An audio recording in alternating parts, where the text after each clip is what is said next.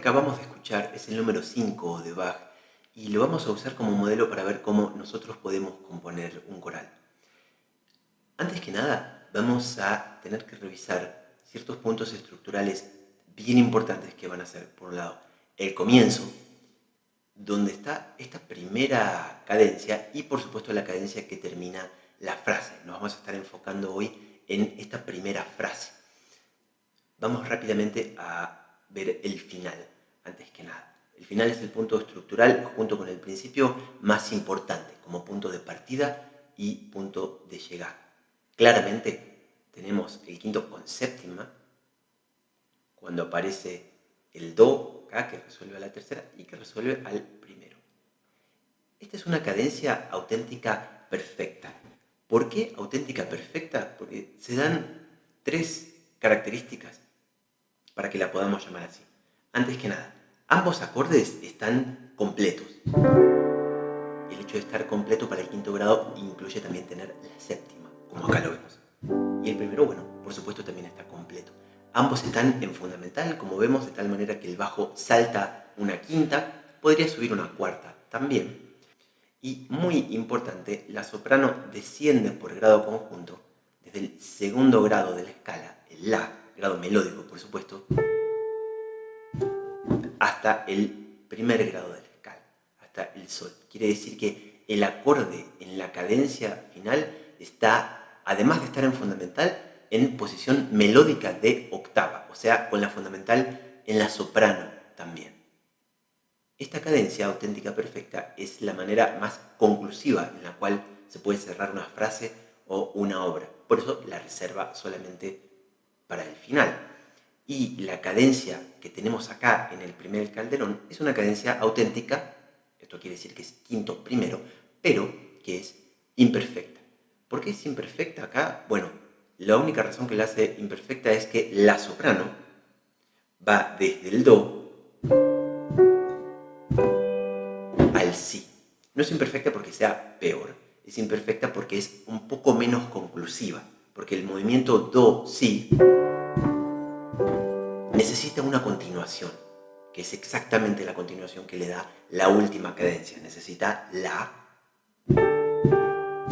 sol. Por eso está súper adecuado y como primera lección que nos vamos a llevar a hacer una cadencia auténtica pero imperfecta, tercer grado de la escala, en una parte intermedia, ¿no? Acá en la mitad de la frase. Si vemos el principio, observamos también algunas cosas interesantes. Comenzamos con un acorde de primer grado, por supuesto, que está en posición melódica de quinta. Quiere decir que toda esta frase va a ser un descenso desde el quinto grado de la escala, que comienza por supuesto la elaboración con una bordadura, ¿no? Re, mi, re. Pero termina ahí en un re el primer compás, ¿no? Ese es el primer giro melódico de la soprano. Claramente emana del re y vuelve a él. Es una prolongación del re. Luego viene, a comienzos del segundo compás y antes de caer en la cadencia imperfecta, una pequeña elaboración del do con un mecanismo muy parecido al que había elaborado el re antes, a través de una bordadura, ¿no? Tenemos el mi, que es una bordadura acá, ahora tenemos el si, que es una bordadura. Básicamente está usando el mismo mecanismo para elaborar los tonos que a Bach le parecieron más importantes, los tonos estructurales. Entonces tenemos esta primera elaboración del re. Lo voy a tocar rápido sin respetar necesariamente el ritmo para que lo escuchemos. Parte del re y vuelve a él. Una pequeña elaboración del do, no es tan importante como el re porque el re era el punto de partida. Y finalmente cae el si. Este do está armonizado, por supuesto, siendo la séptima del acorde de re, del quinto grado. De tal manera que sentimos la urgencia de ese do de seguir bajando. Toda esta línea melódica, a grandes rasgos, va a bajar del re hasta el sol. Y cuando baje del re al sol, vean que se va a conectar, va a tocar la nota con la cual la contralto había empezado. Quiere decir que toda esta frase se puede considerar como un despliegue, como una horizontalización de este primer intervalo de quinta que escuchamos entre diferentes voces, sol, re. ¿Y qué es lo que hace la soprano? Básicamente bajar por grado conjunto, re, do, si, la, sol, hasta conectarse con ese lugar en el cual la contralto había empezado. Veamos que la contralto, en el lugar que habíamos estado discutiendo al principio, la cadencia auténtica perfecta, hace una cosa extraña, que ocurre siempre en las cadencias auténticas perfectas.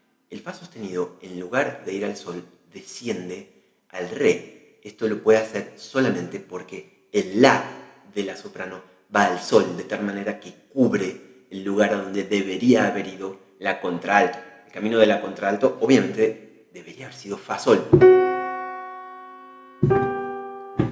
Pero como la soprano estaba haciendo la sol, entonces libera a la contralto para, en lugar de tener que ir un semitono hacia arriba, saltar una tercera mayor hacia abajo, de tal manera de tener el acorde de tónica completo.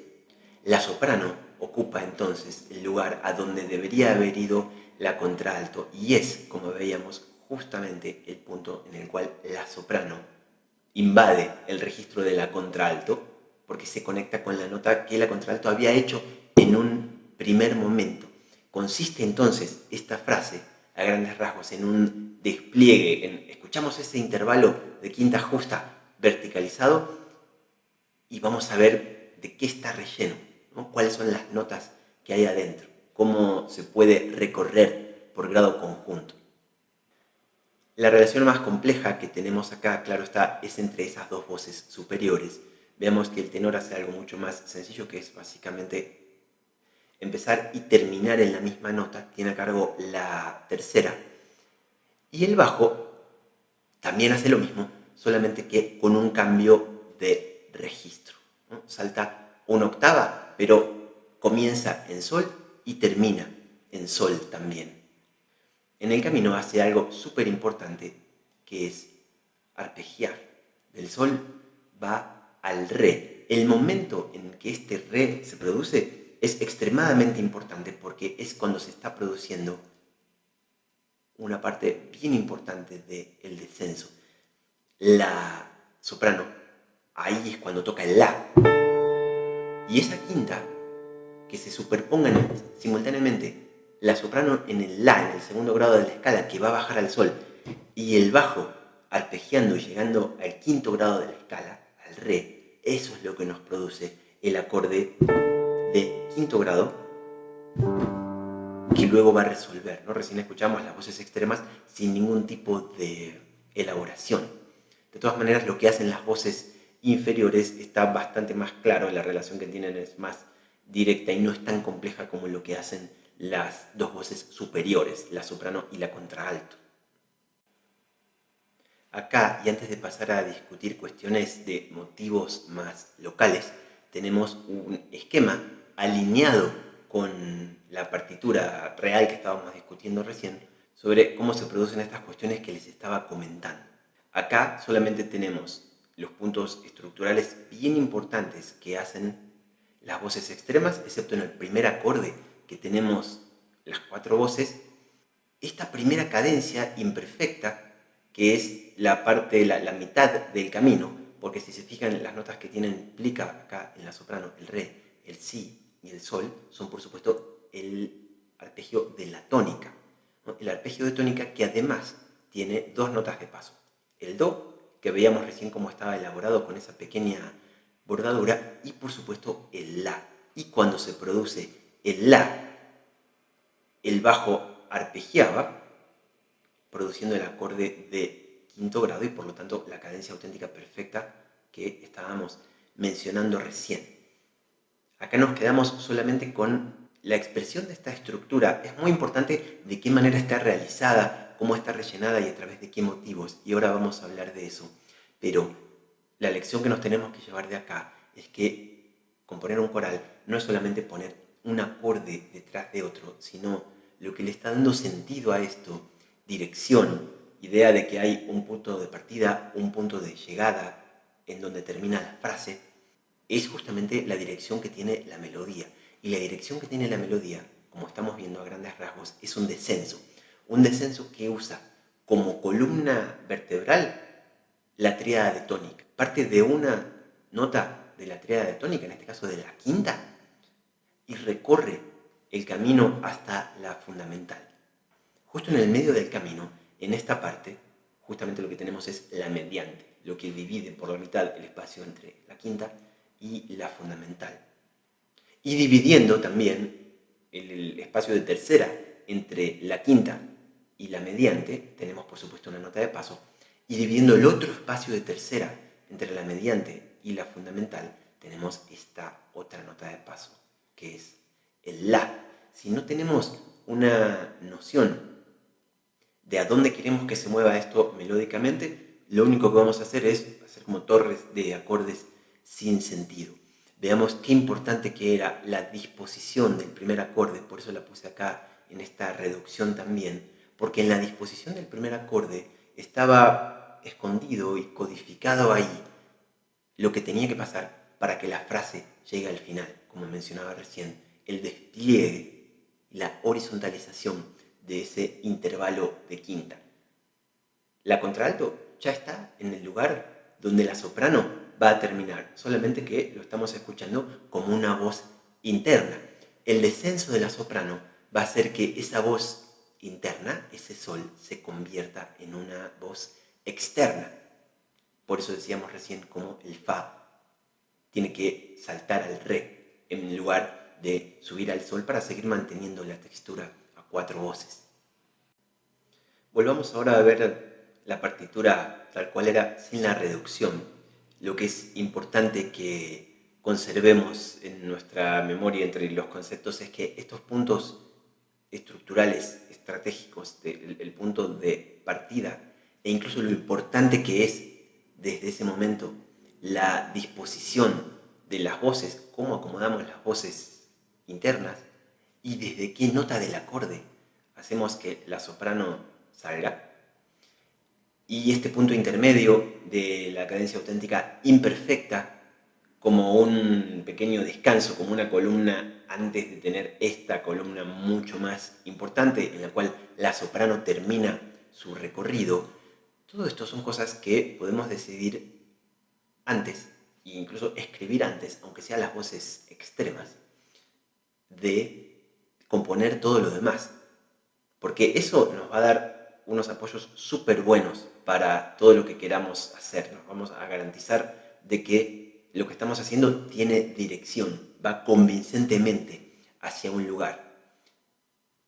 Pero no menos importante es todo lo que quiero que veamos a continuación, que tiene que ver con una multitud de motivos a través de los cuales el material está elaborado.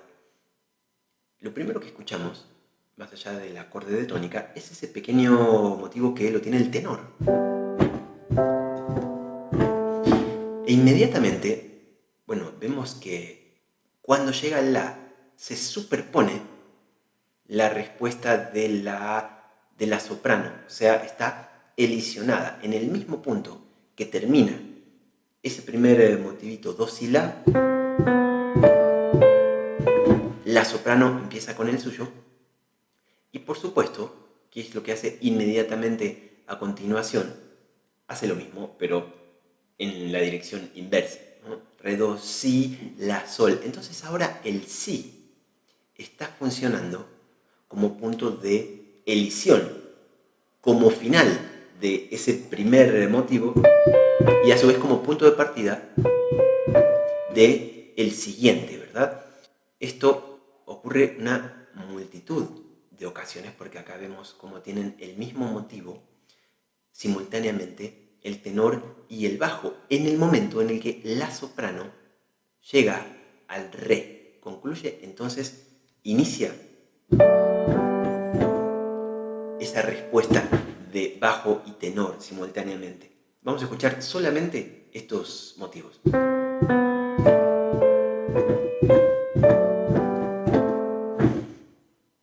Y y es bien insignificante, si se quiere, el material que se presenta. Sin embargo, no hace falta más para ir hilvanando sentido, hilvanando significado. Más allá del ritmo, lo importante es que estos motivos están compuestos por un semitono, do, si, que baja, y luego un tono, si, la. Acá lo tenemos invertido, tenemos un tono, re, do, y después un semitono entre el do y el si, y cuando lo hace en dirección ascendente, ahí sí lo tenemos en el orden que lo habíamos escuchado la primera vez acá en el tenor, semitono, tono, pero en la dirección opuesta. Y acá se produce algo muy interesante en el bajo y tenor, porque el bajo primero tiene un semitono, cuando el tenor tiene un tono, y luego tiene un tono entero, una segunda mayor, cuando el tenor tiene el semitono. Tenemos también ciertos motivos que están hechos solamente con uno de estos dos intervalos, con la segunda mayor, que a su vez era el primer movimiento que le escuchamos hacer a la soprano, el intervalo de segunda mayor, así como por supuesto lo primero que escuchamos al tenor es el intervalo de segunda menor. De nuevo, así como hablábamos hace un rato del despliegue y la horizontalización de la quinta justa entre contralto y soprano, acá tenemos también una horizontalización de esos dos intervalos que escuchamos simultáneamente, segunda mayor y segunda menor,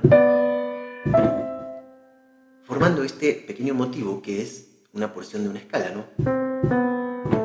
Los intervalos ya los habíamos escuchado, aunque superpuestos. Y construye Bach también un motivo que utiliza solo la segunda mayor, ¿no? La segunda mayor dos veces, el do, re, do, re, mi. Y esto lo va a usar algunas veces, lo tenemos por ejemplo al final en la soprano, si, la, sol, como respuesta a eso. Pero el que predomina es el que tiene una segunda mayor y una segunda menor.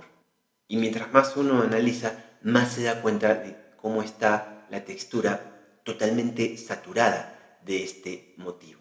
Veamos, por ejemplo, acá, si, do, re, ¿no? Exactamente esto mismo, solamente que por aumentación, ¿no? Ya no tenemos corta, corta y larga, pero son las mismas notas, solo que dura un poco más, que es exactamente, y de nuevo, superpuesto, lo que hace el bajo. Si, do, re, superpuesto, ¿por qué? Porque en el momento en que termina la soprano, en el re, el bajo empieza, en este caso, directamente con las mismas notas.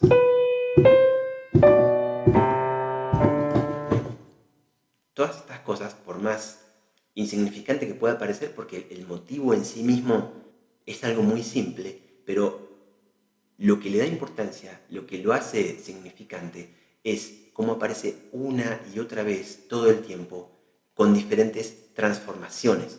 Todas las transformaciones que veíamos recién en el compás 1 y antes del final también. Entre las muchas cosas interesantes que podemos seguir viendo está, por ejemplo, el tenor, que empieza con este pequeño giro acá, y que al final está exactamente lo mismo, pero retrogradado. Lo leemos de atrás para adelante y hasta el mi es exactamente igual. Y si tocamos principio con final, como acabo de hacer, se escucha como si fuera una pregunta y una respuesta.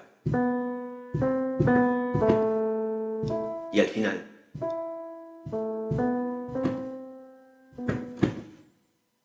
otra prueba más de que lo que está haciendo el tenor es prolongar el si, ¿no? Prolongar la mediante.